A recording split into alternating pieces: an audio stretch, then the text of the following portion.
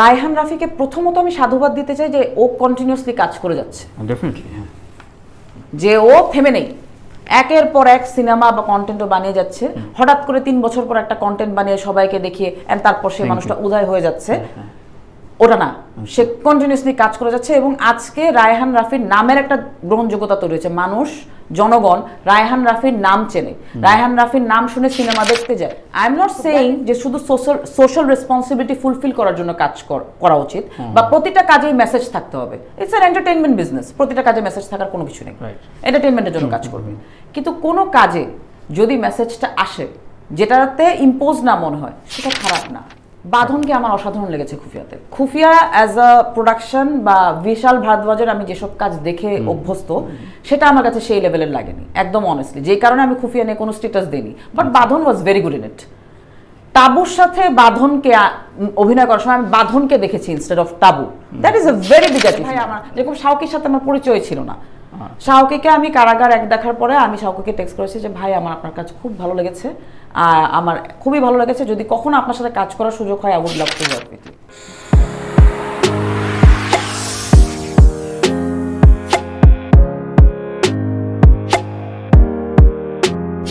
কিন্তু নির্মাতাদের ক্ষেত্রে বা অভিনয় শিল্পীদের ক্ষেত্রে কারো কারো মনে হয় যে যে কোনো ধরনের গল্প তৈরি হতে পারে। রায়হান রাফির দুটো প্রোডাকশন নিয়ে নারীবাদী সহ অনেকেই ক্রিটিকটা আলোচনা করেছে, নারীদের হেয় করা হচ্ছে।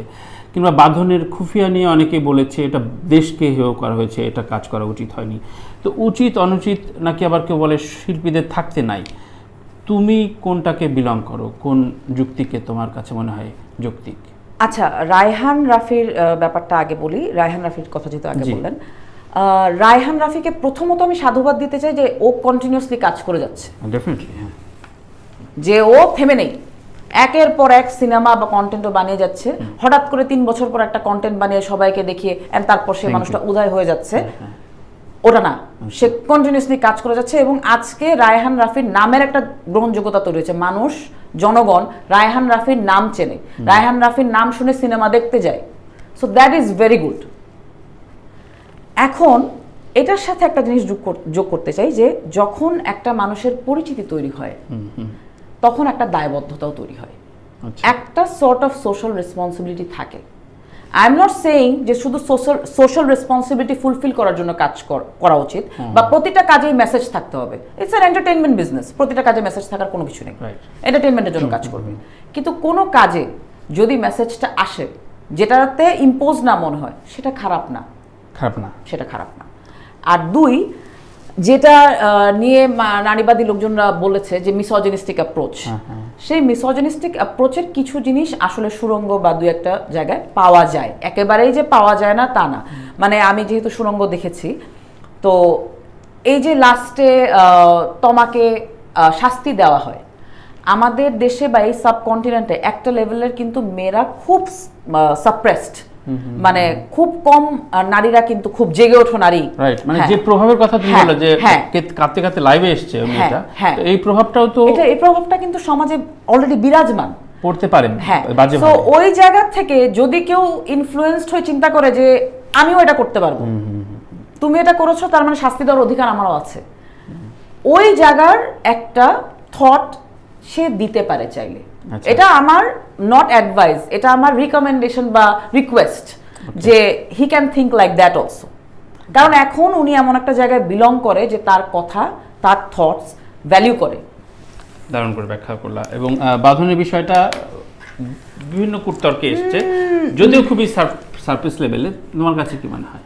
বাঁধনকে আমার অসাধারণ লেগেছে খুফিয়াতে। খুফিয়া অ্যাজ আ প্রোডাকশন বা বিশাল ভারদ্বাজের আমি যেসব কাজ দেখে অভ্যস্ত, সেটা আমার কাছে সেই লেভেলের লাগেনি একদম অনেস্টলি, যেই কারণে আমি খুফিয়া নিয়ে কোনো স্ট্যাটাস দিইনি। But Badhon was very good in it. টাবুর সাথে বাঁধনকে অভিনয় করার সময় আমি বাঁধনকে দেখেছি instead of Tabu. That is a very big achievement. So এইটুকু ক্রেডিট তার কাছ থেকে কেউ নিতে পারবে না। আর সে একজন অভিনেত্রী, সে যে কোনো কিছু অভিনয় করতে পারে। সে যখন এমন একটা অপরচুনিটি পেয়েছে যে তাকে বিশাল ভারদ্বাজ বলেছে কাজ করতে, কেন কোনো দায় থাকা দরকার নেই শিল্পীর, সেটা ডিপেন্ড করে। আচ্ছা, ওটা আসলে আমি এটা বলতে পারবো না, কারণ আমার উপর তো দুনিয়া চলে না। ওটা আমার পার্সপেক্টিভ হতে পারে যে আমি কোনটা চাই। অফার পেলে এই কাজটা করতা, আমার কিছু ডিসকাশন থাকতো ফাইন, অ্যান্সারটা পেয়ে গেছি। আমার কিছু ডিসকাশন থাকতো। Fine, thank you. জেনি, তোমার অনেকে প্রশ্ন করেছে জানি ফিল্মে আসলে কবে এনরোল হচ্ছে জেনি, মানে কোন ছবিতে, কোন পরিচালকের ছবিতে? আমি জানি না কবে, আমার কোনো প্রবলেম নেই সিনেমা করতে, যদি কেউ আমাকে নিয়ে ভাবে এবং ওরকম একটা ক্যারেক্টার দেয় যেখানে ওরকমটা কেমন, ওরকমটা মানে যেখানে আমাকে চ্যালেঞ্জ করবে, যেই চরিত্র আমাকে চ্যালেঞ্জ করবে। মানে শ্যামা কাব্য যেরকম আমাকে সৌদ ভাই বলে নিয়েছে যে জেনি এটা একদম ছোট চরিত্র, গেস্ট অ্যাপিয়ারেন্স, সো তুমি যদি নাও করো আমি কিন্তু মাইন্ড করব না, তুমি আমি বলেছি দেখেই করতে রাজি হয়েও না। কিন্তু আমার গল্পটা ভালো লেগেছে, ওই কারণে কিন্তু আমি বলেছি যে হ্যাঁ ছোট চরিত্র গেস্ট অ্যাপিয়ারেন্স, সো হোয়াট, আমরা গেস্ট অ্যাপিয়ারেন্স করি না, আমরা তো অনেক সময় করি। সেক্ষেত্রে এখন যেমন আমার সাথে মেহেজাবিন বা ফারিন এরা বললো যে ভাইয়া ফিল্মটা নাকি অনেক রিস্কি, অর্থাৎ ফিল্মটাকে ভাবাই হয় যে এটা আমি এসএসসি বা এইচএসসি লেভেলে পরীক্ষা দিতে যাচ্ছি, একটা পাশ ফেলে ব্যাপার আছে, এবং হঠাৎ করে মনে করে ফেলে যে ও ফেল করছে, ও ফেল হয়েছে ওইটাতে।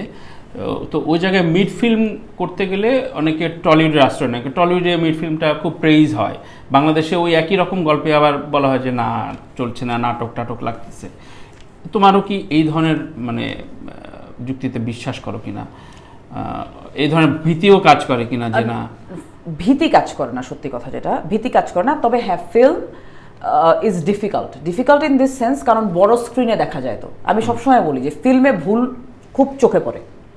আপনি ছোট স্ক্রিনে যখন দেখবেন তখন অনেক ভুল করে আপনি পার পেয়ে যাবেন, কিন্তু ফিল্মে ছোট থেকে ছোট ভুল অনেক চোখে পড়ে, এবং সেটা শুধু আমার ভুল না, সার্বিক ভুল।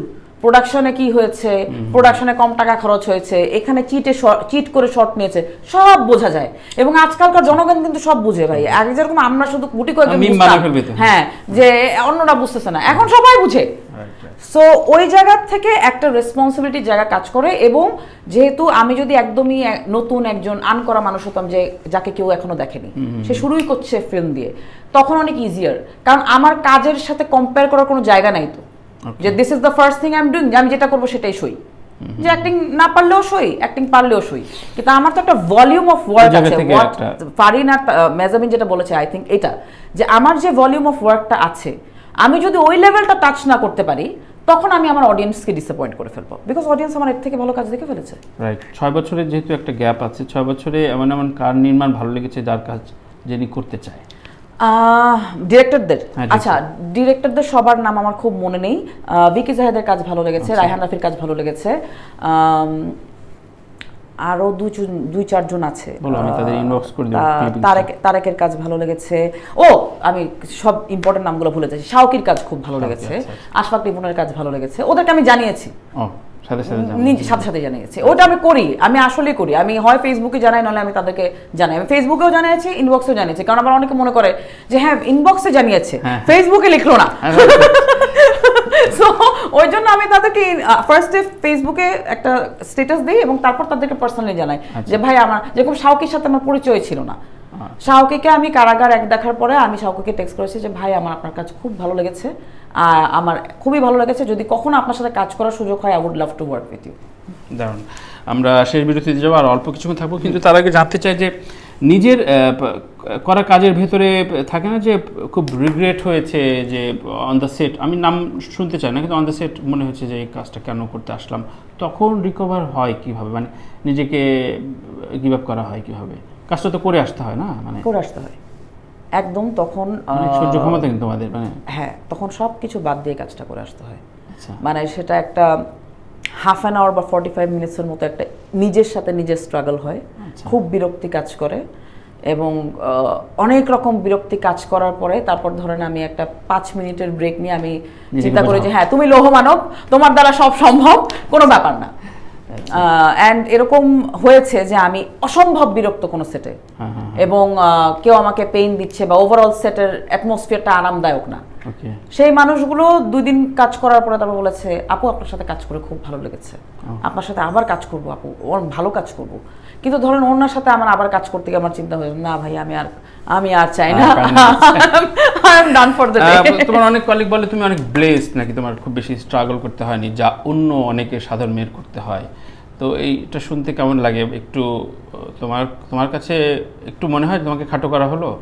না না, টাচউড, এই যে টাচউড, আল্লাহর অশেষ রহমত যে এটা ট্রু, এটা অস্বীকার করার কোনো জায়গা নেই। তো যে আমি বিজ্ঞাপন করতে এসেছি, আমি একটা স্ক্রিন টেস্ট Right. দিয়েছি এবং স্ক্রিন টেস্ট দেওয়ার পরে ইউনিলিভার আমাকে টাপ টাপ টাপ করে বিজ্ঞাপনে নিয়ে নিয়েছে। আমি বিজ্ঞাপনটা যেহেতু কন্টেস্ট বেস ছিল, আমাকে জায়গায় জায়গায় ইন্টারভিউ দিতে হয়েছে, আপনাদেরকেও ইন্টারভিউ দিয়েছি। ইন্টারভিউ দিয়েছি, এই চ্যানেলে ইন্টারভিউ দেওয়ার পরে এনটিভিতে মোস্তফা কামাল সৈয়দ দেখেছে এবং দেখে ওখানে বসা যতজন ডিরেক্টর ছিল তাদেরকে উনি বলেছেন যে এই মেয়েটাকে নাও। আচ্ছা আচ্ছা, বাহ। উনি আমাকে চেনেন না এবং আমি কিন্তু ইন্ডাস্ট্রিতে কাজ করার 5-6 বছর বা 7 বছর পর্যন্ত আমাকে অনেক ডিরেক্টর এসে জিজ্ঞেস করেছে, মুস্তফা কামাল সৈয়দ কি তোমার চাচা হয়, কামাল চাচা কি তোমার চাচা? অনেক এটা ধরে নিয়েছে হ্যাঁ যে কামাল চাচা হচ্ছে আমার চাচা, আমি হচ্ছে ওনার ভাতিজি, এবং উনি এই জন্য আমাকে নিতে বলেছে।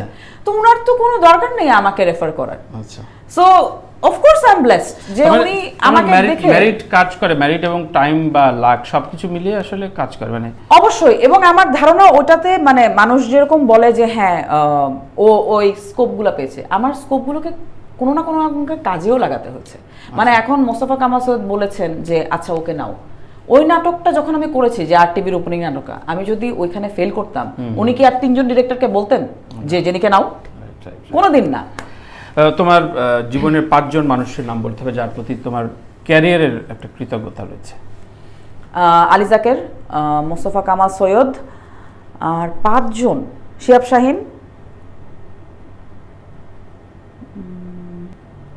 এই 3 জনই অনেস্টলি মানে একদম অনেস্টলি বলতে গেলে। আর বাকিদের নাম বলতে গেলে আমার মনে হবে যেন আমি আসলে বানিয়ে বলছি। আচ্ছা, হ্যাঁ, এই 3 জনের প্রতি আমি খুবই কৃতজ্ঞ।